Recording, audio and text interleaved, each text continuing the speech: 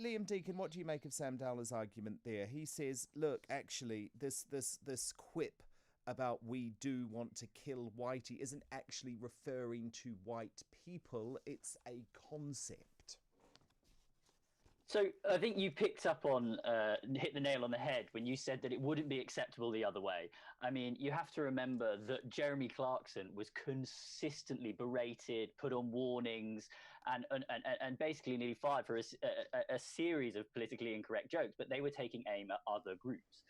And it was just, I'm all for sort of a bit of coarse humor as it goes, you know, a bit of, and I think that we should, as a society, grow up and learn to deal with sort of jokes. I think this was a joke. She was joking. I don't think she really wants to kill white people.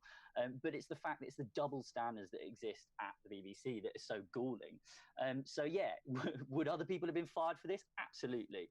Like, has Frankie Boyle made jokes in the past that he would now be fired for, the host of this show, that he would now be fired for on the BBC? Absolutely. So it's just the double standards. It's the fact that the BBC is serving only one audience. Okay, they have their eyes on that young, woke, metropolitan group, and I think that also ties into what's going on with the getting rid of Sue Barker. I mean, we here at Defund the BBC, we've been monitoring where they've been putting adverts out. They've been firing out expensive ads on websites like Vice, which are aimed at sort of really young, cool, trendy hipster groups, while simultaneously charging the elderly. So they're taking money off the elderly and giving that to young hipster groups. They're taking people like Sue Barker off the telly. I don't know if that, you know, is because of what ethnic group is, or what age she is, but she certainly appeals to sort of a middle England group of people. And just because she's been there for 20 odd years doesn't mean that she's any less good at her job. David Attenborough has got better at his job over the years, you know, and would we want to see him go?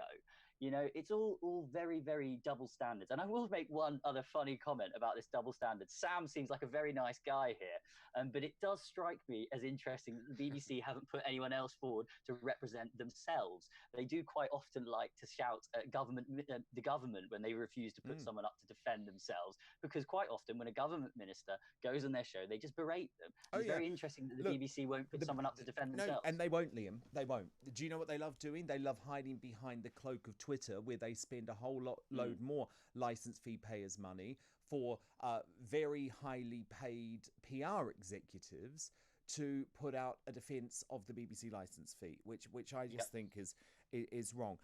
But look, I just want to get back, Sam, to this issue of why left-wing humour, which wishes death on people on the right, is considered acceptable by you lot and the London Liberal metropolitan elite, and I will include you in that group. Miriam Margolyes on Channel 4 jokes that she wishes Boris Johnson had died of COVID-19. She's not cancelled. Joe Brand jokes, apparently, that Nigel Farage should be covered with battery acid. I mean, Sam, why is that level of humour acceptable from people on the left when it would simply never be accepted if it was right-wing comments making the same sort of judgments about left-wing politicians? It is just rank hypocrisy, is it not? Well, first of all, you mentioned Jeremy Clarkson before, and Miriam Margolyes here. Jeremy Corbyn. Yeah.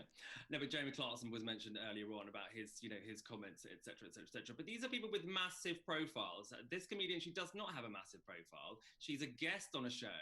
It's not like she has her own show and it's constantly this sort of barrage, because it isn't like that. Miriam Margolyes did apologise. And I mean, you only have to look at the likes of Jim Davison this week and his awful rant on YouTube, which can only be seen as bigoted and racist, to know why someone like him, some old dinosaur, has been boosted off the BBC to begin with. Well, he denies that it was racist. He says it was taken out of context. He actually appeared on Kevin O'Sullivan's show yesterday and said he thought the media was unfairly reporting his comments. His comments were all there to see. It can't be out of context in his own YouTube channel. So what was wrong with what he said in your eyes, Sam? Well, this is the thing. When he was talking about, ITV supporting diversity and Black Lives Matter, and he just seems to have, again, missed the entire point of Black Lives Matter. And people think it's when they see a black person like this comedian saying about whitey, they're like, blah, blah, blah. But it's all very much not on my backyard sort of thing. And that isn't the point of Black Lives Matter at all. And the fact is, it's supposed to bring people to educate themselves and then go from there and make up their own minds from there. Liam, do you think that's fair enough? Absolutely not. I mean, Sam, who are you to decide what that movement means and how it has affected people around the country? My colleague Calvin here at Defund the BBC has just had a week of abuse on social media because he is a man of colour who dared to stand up to this Marxist movement. I mean, like, it doesn't represent all people, and this sort of unbalanced coverage we've had of this movement, where it's just been presented as simultaneously all-encompassing good, just doesn't actually represent the experiences of most people in the country whose towns have been smashed up, who have seen the sort of race relations actually deteriorate since this movement blew up, and people like Calvin who dared to speak out against it. But I don't want to get into the movement. I do actually think that a lot of things that movement are doing is very good and sort of well overdue. But people can take two sides of it, and we haven't seen two sides on it in the BBC, and we never do. And that is the problem. And the problem was recognised immediately by Tim Davies, the new Director General. He took over. He was very good of him, actually, to admit what they've been denying for so long in his first week on the job. Yes, we are completely awash with bias. And what has happened since he took over? He has had 16 days. It's been 16 days since he's been in charge, and it has been bias, story after story after story. We've had the banning of words like nitty gritty. We've had Naga Manchetti taking more backhand payments from companies. We've had Sue Barker kicked off the air. We've had this Frankie Boyle controversy. And I think the most interesting one is Gary Lineker, again and again, not only denying that he has to abide by the rules like every other member of staff there, but sort of actively mocking them. He has been mocking them.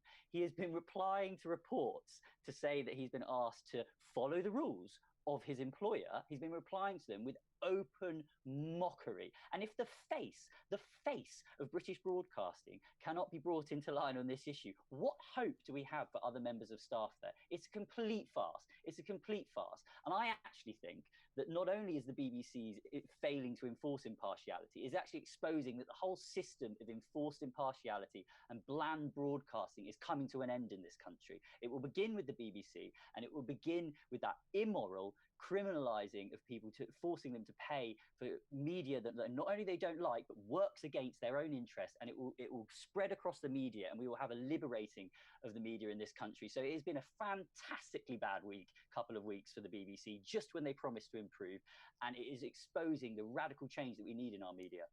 Sam Dowler, final word to you.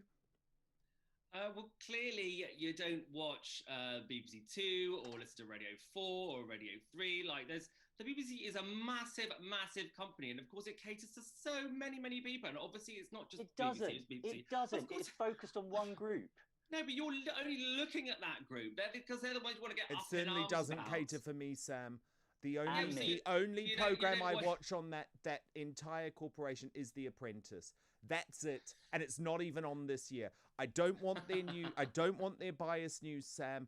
I don't want their radio stations. You can't say the news is biased. Oh, I can and I will. It is. You say News 24 is biased. Yes. It's completely non-biased, and they treat Boris just as well as they treat Keir Starmer. I mean, rubbish. It's ridiculous thing to say. The BBC It's interesting that people on one side of the argument seem to think it's completely unbiased. It's interesting that people like Owen Jones, who are openly left-wing, have been defending the BBC. Doesn't that just seem to immediately acknowledge the fact that it leans left and it serves the people on the left?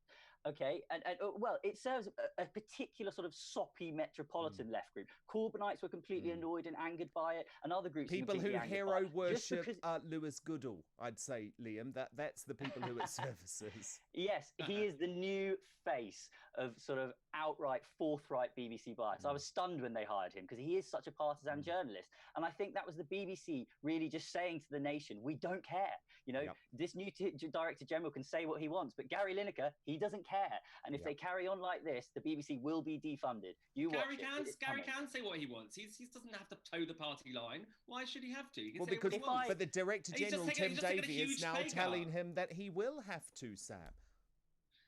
It's not some sort of totalitarian regime. Well, he's earning our money. Yeah, he is earning our money, and he's just taken a massive pay cut as well for the pleasure, and he's accepted believe me, we're still going to be paying him over 6 million quid over the next 5 years, and I don't think he's worth it. Sam Dowler, journalist and broadcaster, and Liam Deacon, head of press at Defund the BBC. Absolute pleasure to have you both. And actually, Liam mentioned Calvin Robinson there and all of the terrible treatment he has had since appearing on Good Morning Britain and criticising Black Lives Matter. Well, he will talk about those experiences in just a little moment. Talk Radio. Drive with Dan.